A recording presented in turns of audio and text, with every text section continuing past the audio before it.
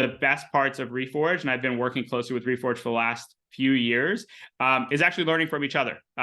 We've got an incredible group of folks that are members of Reforge, and they're working on really tough challenges every day. And it's amazing to not just learn from the really deep material that Reforge has compiled and the experts have compiled, but also from all of the experiences that we're having.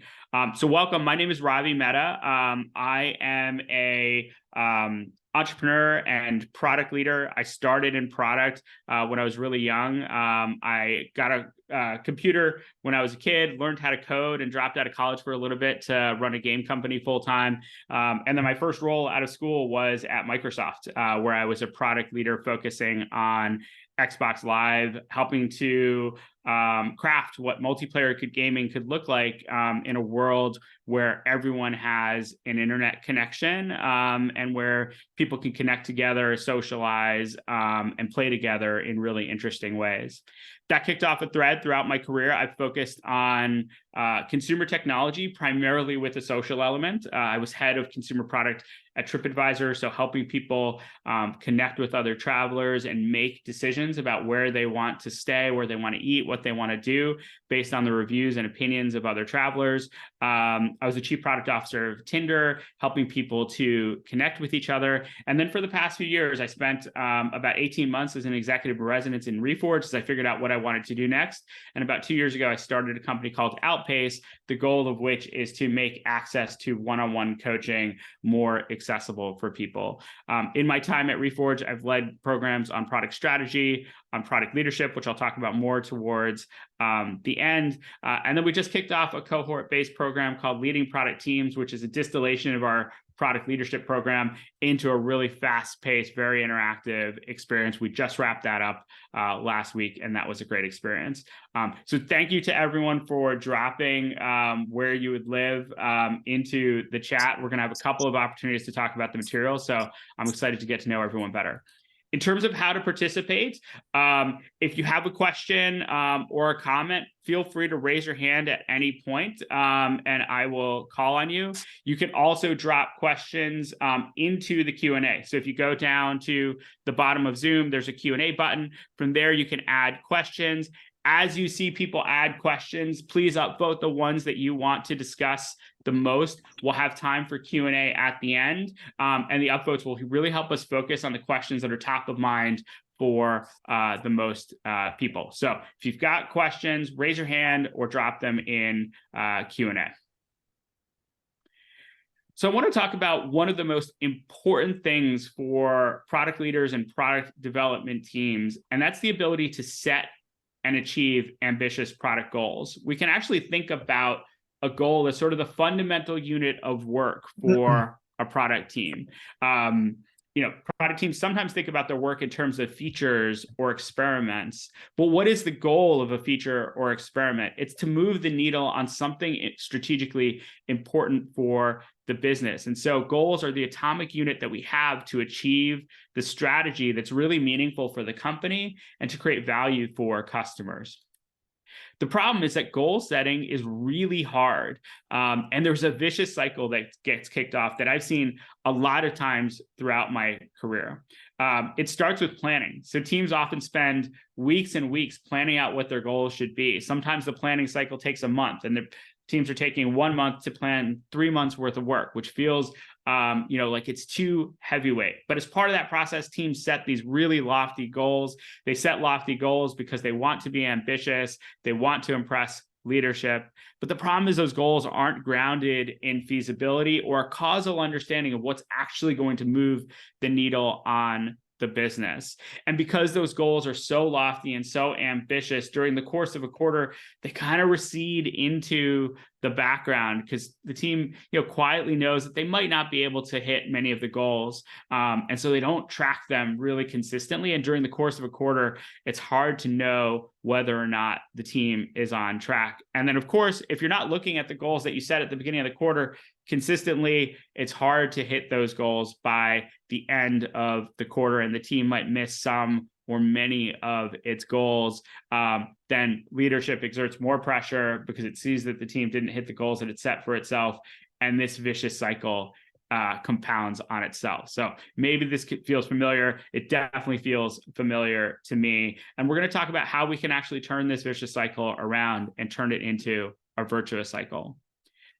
One of the things that I realized over time, and it took me years to get to this understanding, was that actually OKRs, they can really help with this cycle, but there's also some elements of how OKRs are commonly used that perpetuate this vicious cycle. The first one is that OKRs don't necessarily ladder up to a meaningful strategy. Oftentimes, people focus a lot more on the key results than they do on the objectives. Key results are typically framed in terms of metrics.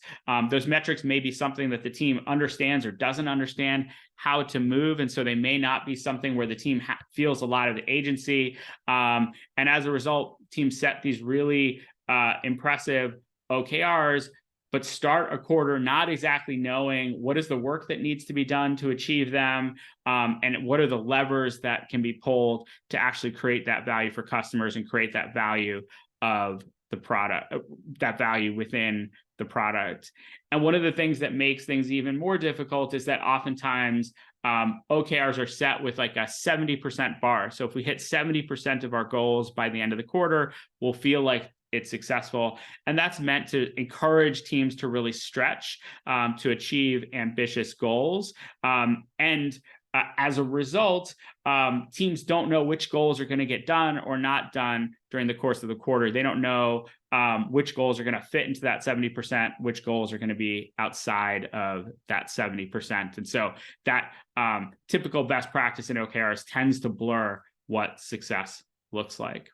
So before we jump into some strategies for how you can create a more virtuous goal setting process, and use some of the tools that we recommend within Reforge, I wanted to ask, what challenges have you faced using OKRs or another goal setting framework?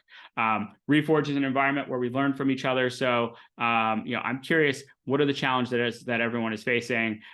Raise your hand when you're ready to jump in.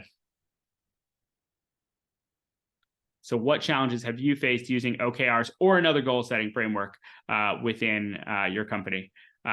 Adrian, thanks so much for raising your hand first. Jump in to get us started. Yeah, happy to be the sacrificial lamb. I'll be easy. Don't worry. I think the one that I've run into at several companies now is the disconnect between like leadership grain size and product grain size as an IC, because ICs, right, we really need things that are small in order to actually measure the results. But it's hard to, like, leadership sees that and is like, I don't care about this tiny metric. Like, we need to move this huge lagging indicator. And there's a lot of education that needs to happen of like why it doesn't make sense for ICs to set that level of like lagging indicator as an OKR. That is a really like essential and critical point. Like, leadership wants something that is a really big, ambitious goal, but just by setting that as a goal, it actually doesn't give the team a path to achieve the goal. And so ultimately, it makes it actually harder to achieve the goal by taking that on versus breaking it down into smaller pieces. And I'm going to talk about exactly that in a few moments. We'll talk about the stages of product risk that most product teams typically go through and how to set the right goal based on that risk. Adrian, thank you so much for getting us started. Joe, what are your thoughts? What challenges have you faced with OKRs or goal setting? Yeah, along the same lines, right? It's the OKRs are usually top down, so set by leadership, and the objectives are fine to be set that way. But then trying to get between, find that middle ground between the top down and the bottom up on the measures, right? And having measures that actually, speak to the leadership and actually move the objectives is challenging. Absolutely. And, there's this kind of tension in organizations, which you hit on, between top-down framing and bottom-up autonomy. And, if goals are set by leadership and the team doesn't have an opportunity to shape those goals, then not only might the team not know how to achieve them, they're less incented. They're less, there's less belief that those are the right goals that they can really move forward on. And so Very good point. We'll talk a little bit about that in terms of this framework called narratives, commitments, and tasks that I'm going to talk about within a moment. Thank you, Joe. Rebecca, what are your thoughts? What challenges have you faced with OKRs or another goal setting framework? Yeah, one of the things that I've noticed is they tend to be set in, feels like in a vacuum. So there's not much of an awareness of what other cross-functional teams are working on with their OKRs and how they're laddering up to a larger brand-wide vision. Absolutely. And a really key question when you're setting goals is you need to answer, what is the goal? How are we going to achieve it? But most importantly of all, is why are we focused on that goal? And if goals are set in isolation, then that why never gets really well defined. And as a result, people don't know why the goal is being focused on. And then it's harder to understand what the motivations are for all the other teams within the organization and how all of that stuff ladders up into a coherent and really valuable strategy. Thank you. So thank you everyone for getting us started. We're going to have a couple of more opportunities to discuss. With that, I wanted to get into a framework that we recommend as part of Reforge to help you think about how to set more effective goals. And the really important thing here, Brian Balfour, the CEO of Reforge, has this saying that I really like, which is that Reforge is a tool, not a rule. And so all of these concepts and frameworks and tools that you'll find as part of the material are there to help be a shortcut to thinking. And so ultimately, this framework of narratives, commitments, and tasks can be something that you use off the shelf to help improve your goal setting process, or you can use the underlying concepts to make your OKR process or any other goal setting process more effective.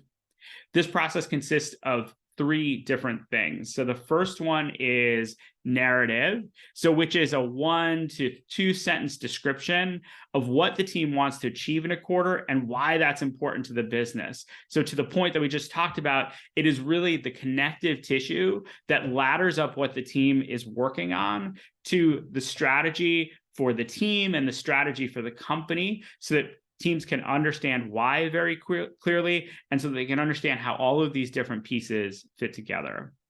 The second is commitments. And so commitments are 3 to 5 objectively measurable goals that the team is committing to achieve by the end of the quarter. And the wording here is really important. I'm going to go into this in a little bit more detail. Key results sort of implies that the only right type of goal is a metrics-based goal. That's actually not meant, like that's not what what's meant in sort of the OKR framework, but that's often what teams take away. By rephrasing that and thinking about your key results, not in terms of results specifically, but really in terms of what is the team committing to achieve, it gives the team more space to be able to determine the right way to approach a particular problem and create value. And then lastly, there's tasks. And this is the work that needs to be done in order to complete the commitments and achieve the narrative. The task is meant to be a sketch pad that helps a team rough out what work needs to be done. Because ultimately, even though we're focusing on outcomes over outputs, the underlying inputs into the process, the underlying work that needs to get done is important to define at some level of detail so that teams don't enter the beginning of a quarter or the beginning of a year with a cold start, with these really lofty goals set for the team, but no clarity in terms of how the team is going to meet those goals. So a good narrative does a few things for the team. The first one is it details why the initiative is a priority. It explains any sort of recent learnings that led to this being chosen as a priority for the team. So why are we doing this right now? So not just why, but also why now. Third, it describes the initiative in terms of a broader vision. So how does what we're working on ladder up into that product strategy and ultimately that company strategy? And it talks about how that initiative might be connected to related work within the organization. So here's an example narrative. This is from some work that TripAdvisor was doing to get more people to save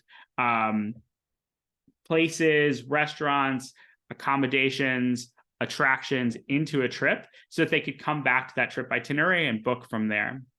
And so the narrative is TripAdvisor aims to increase the share of traffic coming directly to the product rather than via SEO and SEM.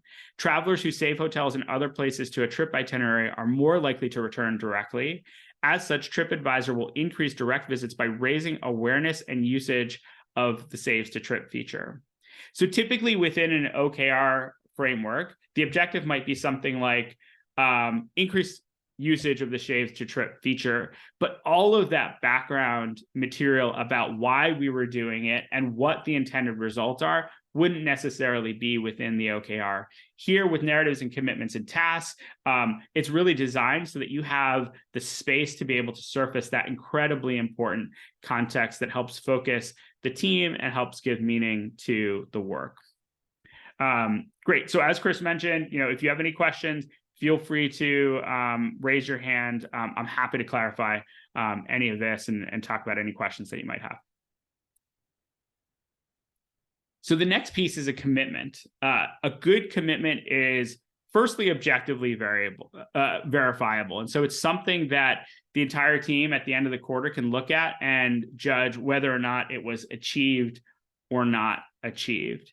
It's also something the team can be confident about. So the word commitment is used very, very deliberately here. The idea with the commitment is that the team is predicting the future. So at the beginning of the quarter, they're saying, this is what the end of the quarter will look like.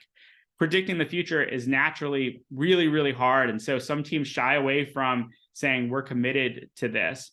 But by committing to something, it gives the team clarity in terms of what success looks like so that it knows what's trying to be achieved. And then during the course of the quarter, it's a lot easier to understand, are we on track or off track? You can always, within the course of a quarter, change your commitments if you overcommitted yourself. And it's much better to do that and be really clear about what's going to be delivered than to get to the end of the quarter and have it be a surprise to everyone, to the team and to leadership about what got done. And incredibly importantly, it's flexible. So a commitment does not necessarily connote that a successful quarter needs to end in a team moving a metric. It allows the team to commit to different results that move the ball forward. That could be launching deliverables. It could be completing user research. It could be documenting the different levers in the product. It could be establishing processes. And absolutely, it can also include moving metrics. And so commitments give the team a really concrete way to focus the work on the things that are near term, those smaller bets that can move the ball forward and help you ladder up into those big, ambitious goals. And so I mentioned this already, but this is an important thing. Typically with an OKR process, teams sort of stretch themselves and they consider a quarter successful if they hit 50 to 70% of OKRs versus commitments are set at the 100% level. The idea here is that we really need to be confident that we can achieve this by the end of the quarter.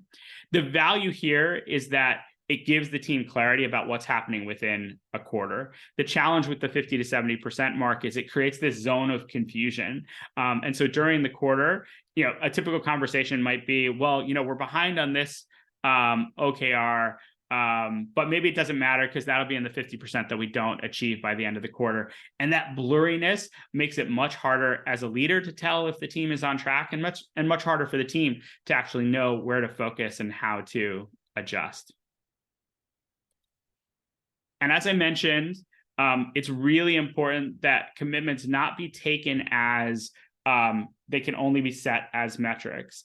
And the reason that we want to do this is exactly what we talked about up front, which is that a product typically moves across different stages of risk as the team gathers the knowledge, the resources, and the skill to take on increasingly strategic goals. And we could think about where the product team currently is in terms of its risk as a frontier of understanding. I'll talk a little bit more about what that means. And so as a team, we can think about our primary purpose is actually to decrease risk by answering critical path questions.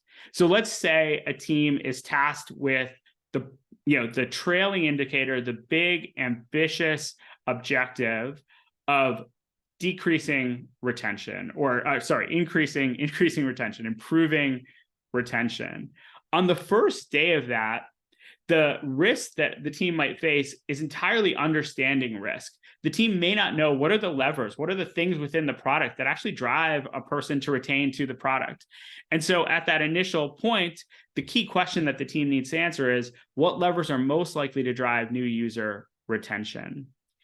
As the team answers that question and discovers what work can have an impact and generate some hypotheses, the risk moves on. And so the next stage of risk is often dependency risk, which is, do we have the tools, the processes, the resources we need to actually move this metric? So for dependency risk, the question might be, do our tools support accurate retention analysis? And in some cases, maybe you have an experimentation platform that does. In some cases, maybe you find that, no, actually, we can't get to good statistically significant results with our current tool. And so the most important thing that we can do to move strategy on improving retention is actually to work on our experimentation tools rather than to commit to improving retention by 5%. Once the dependencies are set, then teams often enter a phase of risk where the primary risk is execution risk. And so the critical question might be something like, can we launch retention experiments quickly and efficiently? So can we get 10 retention experiments done in the next quarter? Are we able to understand how to execute on that? And then finally, the last stage of risk is really around strategic risk. At that point, once you have a clear understanding of what drives retention, once you have all of the tools and resources that you need, once you're able to execute really consistently, then you're ready to answer the question of, can we increase new user retention by 10%? And rather than always set key results as increase new user retention by 10%, it makes sense to set risks based on set goals based on where you are from a risk standpoint. And so importantly, set goals at the frontier of your understanding. Good goals strike a balance between something that you're confident in and something that is too risky. If you set a goal that's too far in the confidence zone, the team is really playing it safe. And more commonly, if you set a goal too far in the risk zone, you're playing with fire. The team is unlikely to be able to hit that goal. That might be the eventual thing that you want to solve for. That might be the big brain thing that leadership is looking for you to drive, which is increasing new user retention by 5%.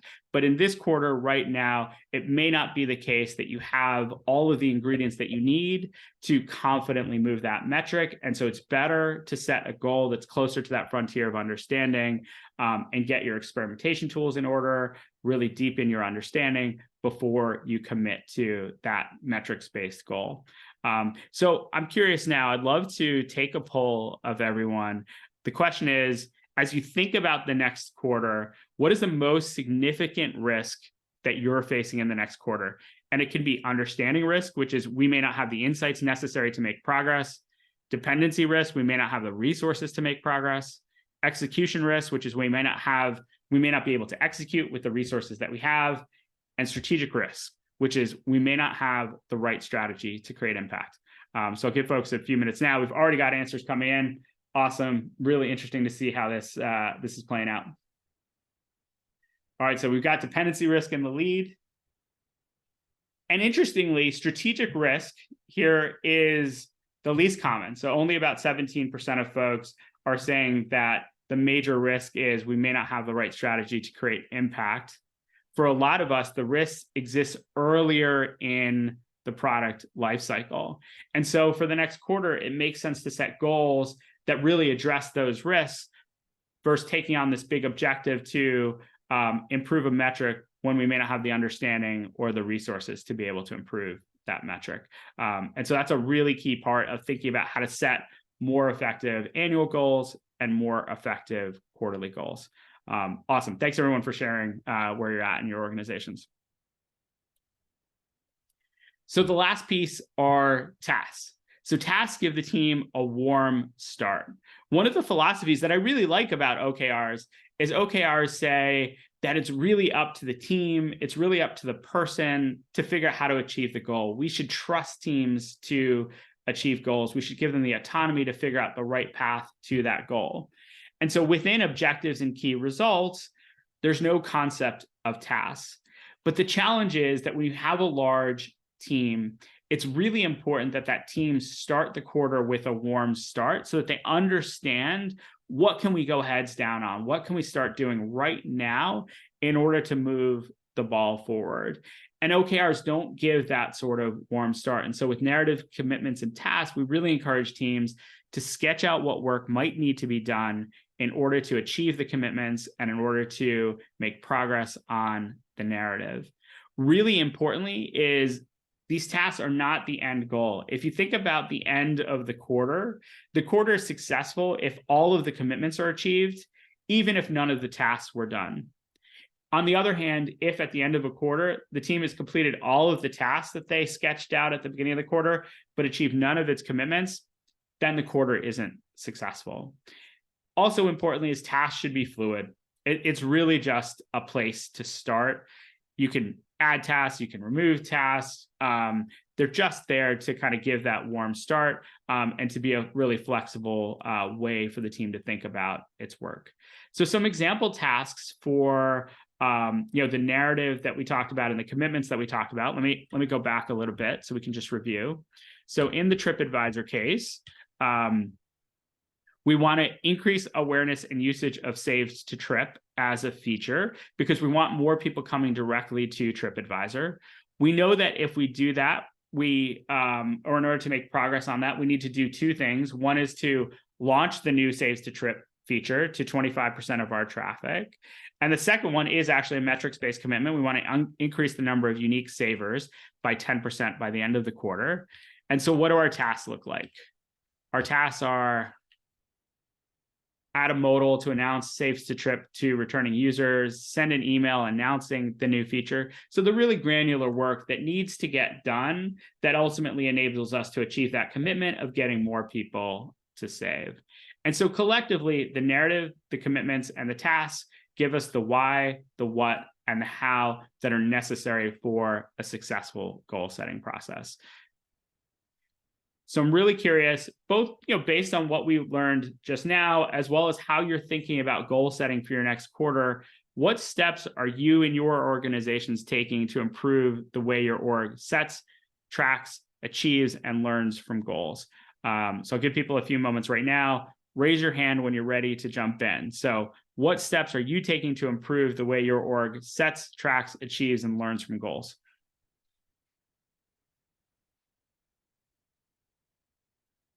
Who's going to get us started? Raise your hand when you're ready.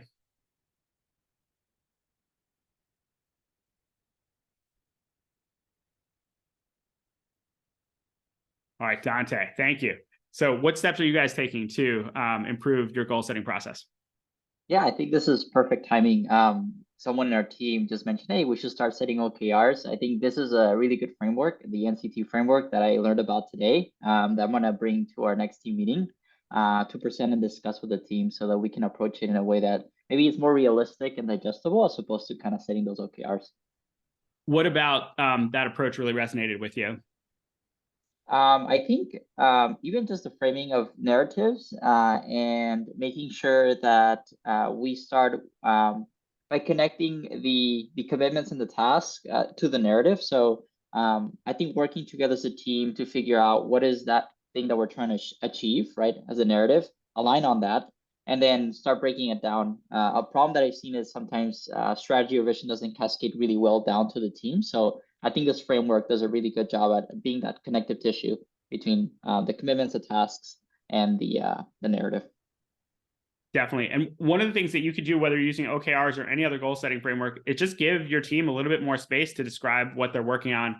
An objective is typically like 4 or 5 words. It can be longer than that. It can provide that connective tissue in that context. Great. Anyone else want to jump in? What steps can you take to improve the way your org sets, tracks, and achieves and learns from goals? And if not, I can move on. We've got plenty of questions in Q&A to get to. Awesome.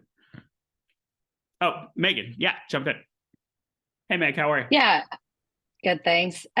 We're working on implementing this framework for the first time right now. And one of the things that I think we want to do is link the goals to all of the product management tools and structures that we already have in place. So making sure that we can track the goals throughout the cycle of when they're set. And that can help us also make adjustments at the commitments and task level as we need to, if we see our progress moving in the right way or not. And so I think kind of making the goals come alive throughout the cycle is going to be really important for us to make sure that they're actually useful and not just a thing that sits on a shelf after you first do it. Yeah, absolutely. And what tools are you using that you need to integrate into? We're mainly working with Jira. So we are trying to come up with different reporting structures and frameworks within Jira to be able to tie all of our projects and work items to specific goals. Awesome. So make hit on something I think really important about goals, which is just very tactical, but also incredibly meaningful in terms of the team's ability to hit the goals, is keeping them front of mind. And so I think what often happens with OKRs is they got set in a separate document or a separate tool. Teams aren't looking at them during the course of a quarter.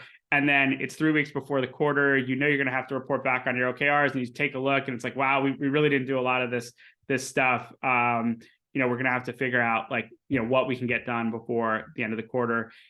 If instead you're focused on integrating it into your task management tool, or making sure that it's part of your status reporting, so that at least once a week people are reminded of, these are the things that we're focused on and here's our progress. That's incredibly helpful in terms of focusing the team's energy and gives the team a much better opportunity to hit those goals. Adrian, yeah, what are your thoughts? Oh, your comment reminded me of this. I don't do it with my squad now, but my last one, I had read this article by Jeff Patton, who wrote mapping user story mapping.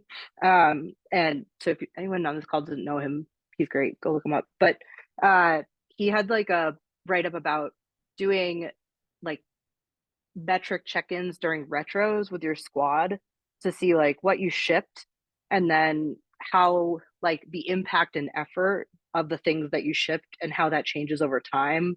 And so basically you have like a graph with sticky notes, and every 2 weeks you go back to the sticky notes and say like, oh, this thing that shipped, how's it doing from a metric perspective? How's it performing? And then when you ship it, you have the team say like, did it take as long as you expected or longer? Did it feel like a lot of work, or, you know, was it pretty easy?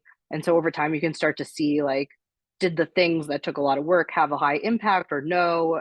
But it also keeps you, you know, every week or 2 weeks during retros, like really, really focused, and your squad focused, because I think engineering gets like abstracted from OKRs unnecessarily a lot. Absolutely. And you know, one of the things that I think that's really important underlying that is goal setting is actually a skill, and it takes time to develop that skill. And with the retrospective, with the reflection, with understanding what the team is able to achieve and how that maps to goals on a consistent basis, it helps everyone on the squad, the product folks, the engineering, design, everyone involved in product development, build up that skill of being able to predict the future. Like, what can we actually commit to? What do we feel like we can do to achieve value, and get really good at being able to do that. And one of the reasons I like to have teams not focus on stretch goals initially when they're starting to build up the skill, and be a little bit more conservative, is because I think once a team starts to get a track record and realizes that they can consistently set and achieve goals, it's incredibly empowering for the team. And that's something that the team can really build on. And each quarter the team can get better at that skill. Awesome. Thank you, Adrian. And so I just wanted to reflect on a few things that you can do to improve whatever goal setting process that you're using. I know not all organizations have the opportunity to switch to NCTs. Even if you don't, there's a few things that you can really take away from this. The first one is to incorporate the strategic narrative, the why, into objectives. So objectives don't need to be one sentence long, they can be longer, they can have more connective tissue, they can tie back to why the team is working on what it's working on, what the strategy is, how it's relating to the strategies for other teams, and as a result, provide a lot more context. Number two, it's important to give the teams the space to define the key results based on the product stage that you're in. From the poll, we can see most teams, in fact, about 80% of teams are in stages of product risks that come before figuring out, are we doing the right things strategically? And so outputs, discovery work, deliverables are all valid commitments, all valid key results if they move the ball forward. And so I dislike the saying that, focus on outcomes over outputs. I think ultimately that's what we as product leaders want to do, but that's not always the right thing to focus on in this moment if you don't necessarily know that you can achieve the outputs necessary to achieve the outcomes. Next is target 100% completion of key results. You can always add stretch goals later as the team builds up a track record. By being conservative and confident and committed to what the team has said that they're going to achieve, that allows the team to see that, yeah, we can actually do this. We can set a goal, we can hit a goal, we can do that consistently, we can do that confidently. And that's ultimately the most important foundation in terms of building an effective goal setting process. And then lastly, give the team a warm start by outlining some of the tasks necessary to achieve the key results. Those don't necessarily need to be part of the OKRs themselves, but having that task list allows the team to approach the quarter with a warm start. And so doing all of these things can help you take that vicious cycle that we talked about in the beginning and actually reverse it and turn it into a virtuous cycle. So it starts with planning. The team understands how their work ladders up to strategically meaningful progress. Then the team commits to something that the team is confident it can achieve. Then the team has a clear path to make progress on their goals. They track their goals throughout the quarter. They ultimately are able to achieve those goals. That leads to an increased understanding of how the product works, what customers want, how the team works, and that leads to even better planning, and then that cycle just repeats and builds on itself. And so before we jump into Q&A, I just wanted to provide a couple of opportunities for folks to dig in deeper. We go into NCTs and goal setting and much more around product leadership much deeper in our on-demand product leadership program. And then in October, we ran a cohort-based program called Leading Product Teams, which is a distillation of a lot of the content in product leadership. That cohort just finished up, but we're going to be spinning up a new one in a couple of months, so keep an eye out for that. So both of these Reforge programs, as well as many others, can help you go deeper on understanding how to set and achieve really meaningful goals. And so let's jump into Q&A. We already have a number of questions in the Q&A. I'm going to go in and check and kind of see what's there and start to go through questions. So give me one sec. All right, so the first question that has the most votes is from Rebecca. And Rebecca asks, what advice do you have for making the case for initiatives or goals that are laying the groundwork for something that would launch months or quarters ahead and not immediately move the needle? It's a really good question. It's actually something that's come up quite a bit within our Leading Product Teams program. And I think it starts with being able to break things down. So oftentimes, teams have sort of a big vision for what they want, and they try to bite off more than they can chew and do it all at once. Instead, I think you'd start by saying, here's the vision of what we want to achieve, and here's the smaller iterative steps that we're going to take.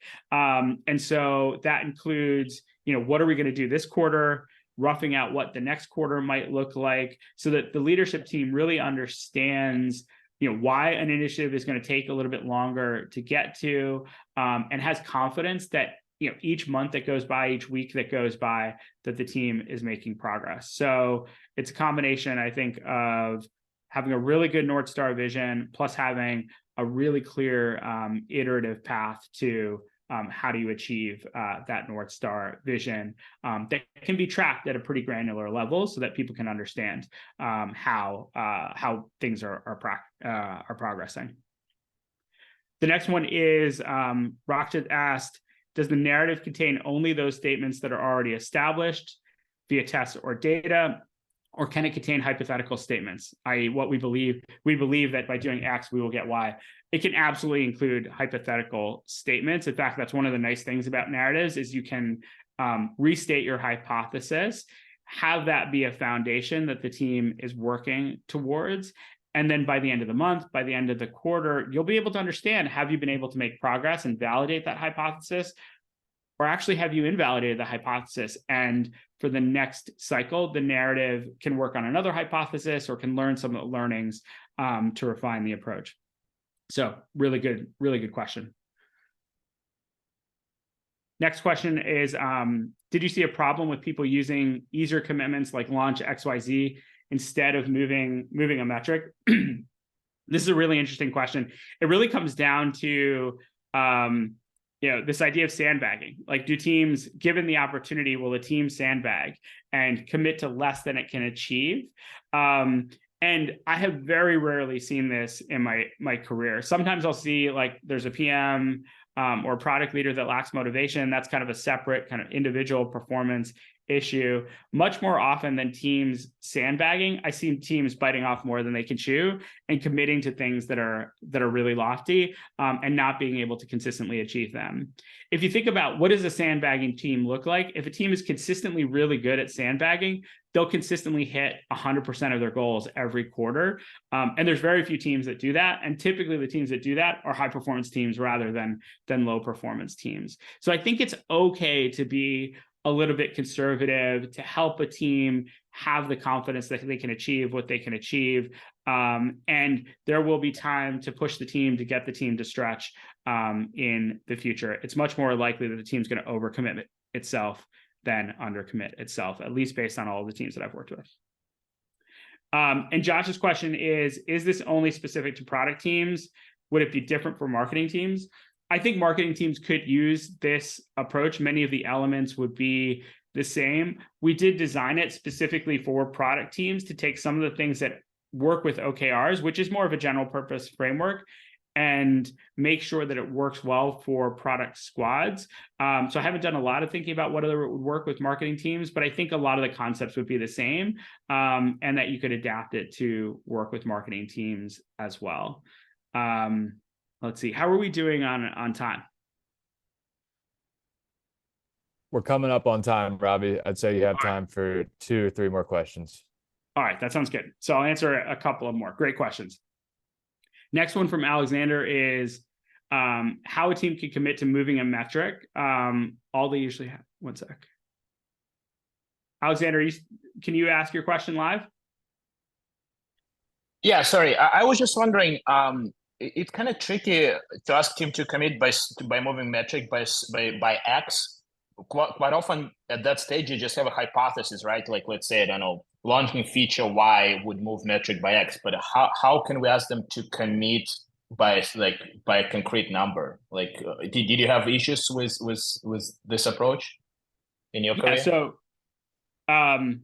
So sometimes it's not possible to commit to a specific number, and that suggests that the team is earlier in terms of those stages of risk, and that it needs to do some discovery work to sort of understand what are the different levers that are available. Once a team has a deeper understanding, oftentimes that enables a team to do a pretty good opportunity sizing of, we roughly know X% of traffic is on this page, they convert at Y%, we think Z% of these folks will actually click on our CTA, we estimate conversion on that to be some other percent. So within like 4 or 5 assumptions, you can typically create a pretty detailed opportunity size that will help you scale the impact of an experiment so that you'll know this is roughly what we think the experiment will deliver. And so if the team is able to do that, that's a really good sign that they're in that kind of like strategic risk phase. If the team's not able to do that, that's a really good sign that there's probably some more discovery work that needs to be done so that they can get those assumptions to be better tuned in. Really good question. All right, and we'll do one more. So Victoria asked, how to deal with setting goals for both product and marketing teams, as even metrics inside the product can depend on what kind of users marketing is bringing in. Should product and marketing both be owners of the same goals? I really like that approach of having marketing be included as part of the squad. And so a squad shouldn't necessarily just be a product squad. It should really be a group of people that are committed to a particular area of the product or a particular area of the strategy. And so, for example, an onboarding squad should ideally include one or a couple of people from marketing so that you can understand what are the CTAs, what are the types of intent that users are coming into the product on, and based on that, how do we optimize the onboarding experience for them? And so one of the reasons that I like NCTs as a goal setting framework for squads as a different framework from OKRs is it gives everyone the opportunity to sort of participate in how do we think about the why, what are we committing to, and what do we need to do in order to make this happen.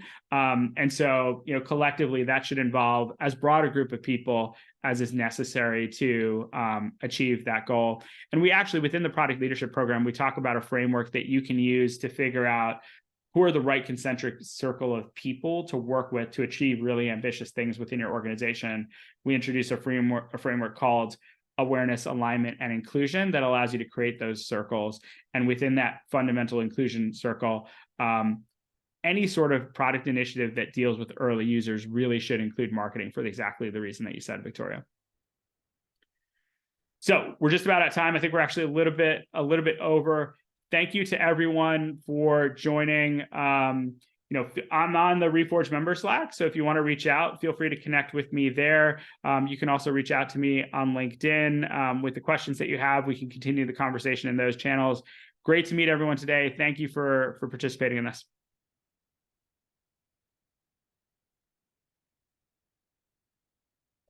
Thank you. Bye. Thank you.